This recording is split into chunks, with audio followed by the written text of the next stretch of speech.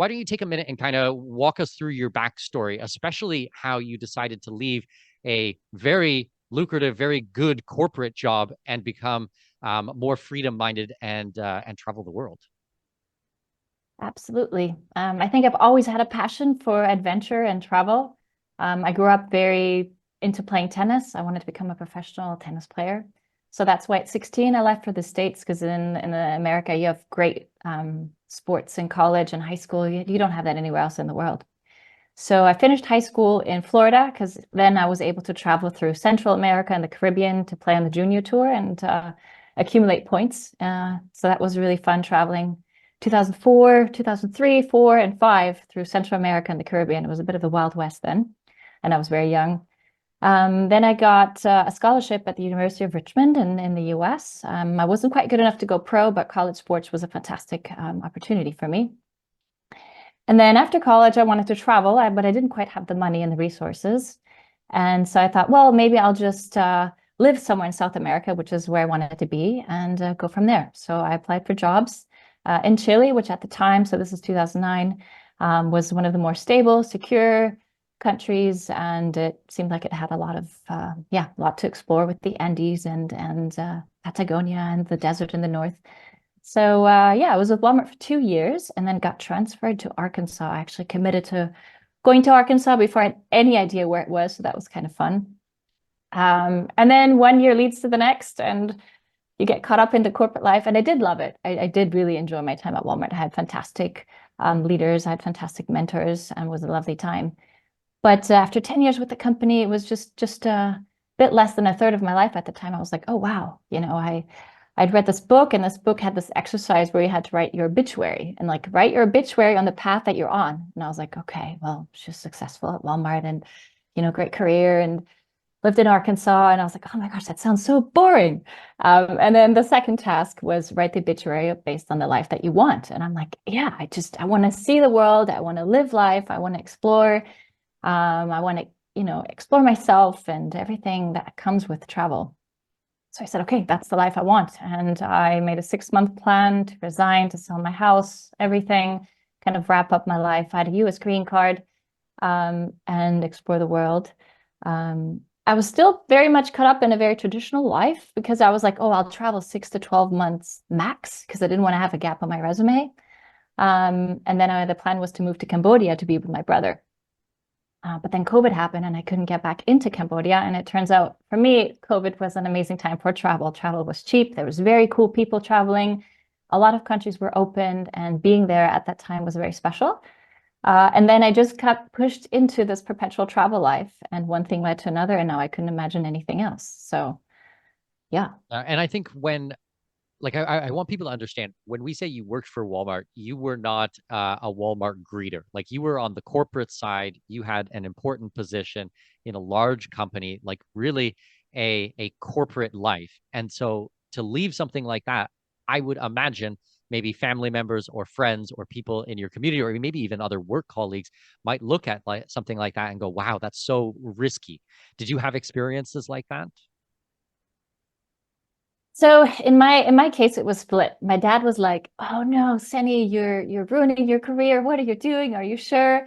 And my mom had always seen how hard I worked at Walmart, and she said to me, "Xenia, you're not living, you're existing." Because I had my Walmart job. I was not really into the financial markets. I was very young when I moved to Arkansas. I was 24, and so I made good money, more than I really knew what to do with, and I just conservatively invested it into real estate, and I just purchased properties. But then you got to manage those properties. I was managing them myself, so I had 4 rentals and 1 Airbnb that I was managing on top of my job.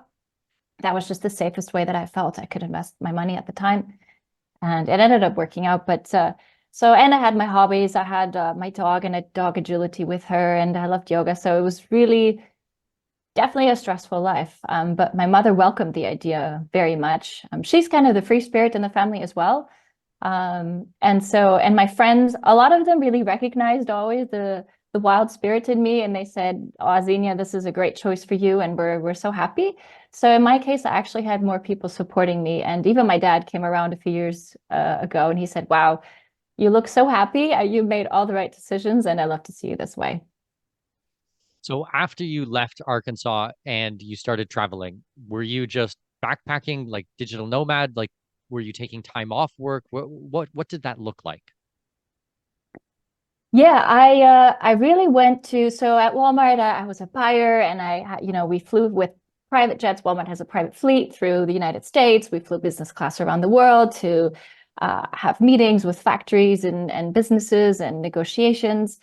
And then I sold everything and I canceled all subscriptions. This was 2019, I even canceled my phone plan. So I went to countries without having a local SIM card. I didn't have YouTube Premium. I didn't have Spotify. I went completely low budget.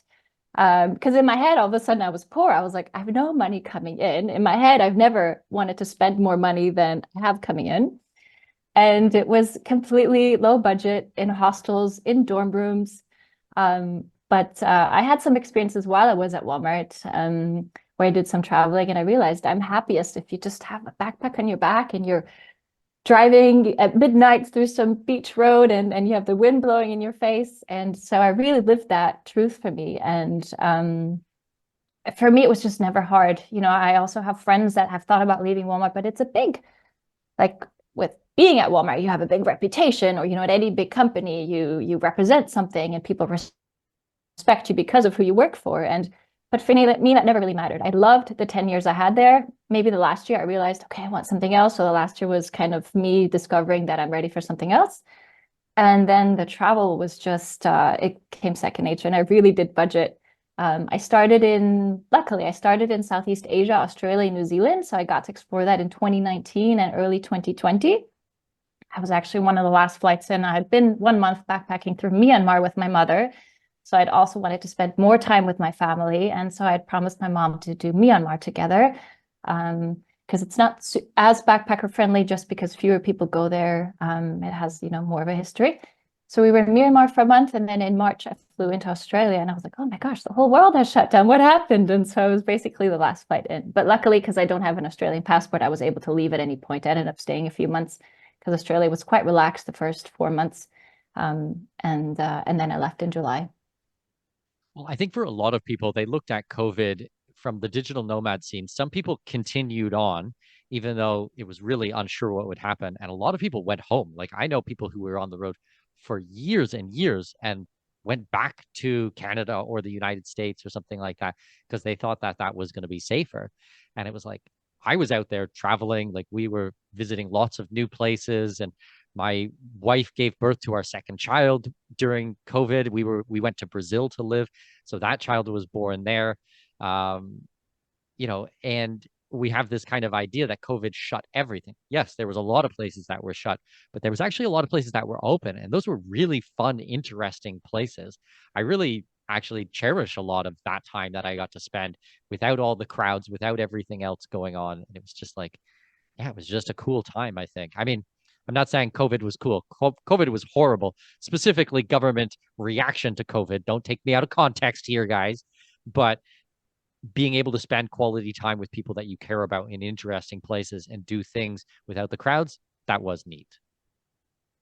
I agree. And for me, that's really the idea of freedom kind of fortified within myself.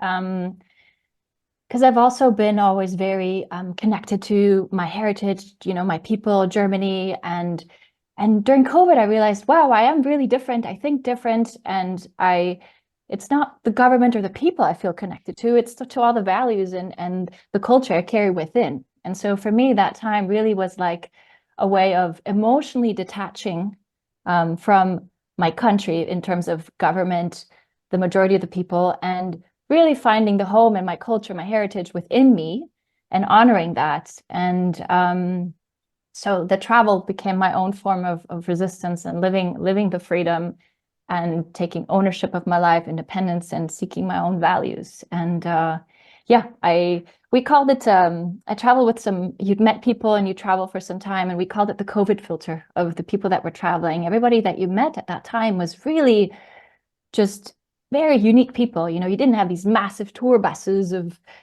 tourists or these all-inclusive resorts. It was people that came to explore, to seek, to understand one another, to learn. So yeah, I was in Australia, and then I traveled through Europe.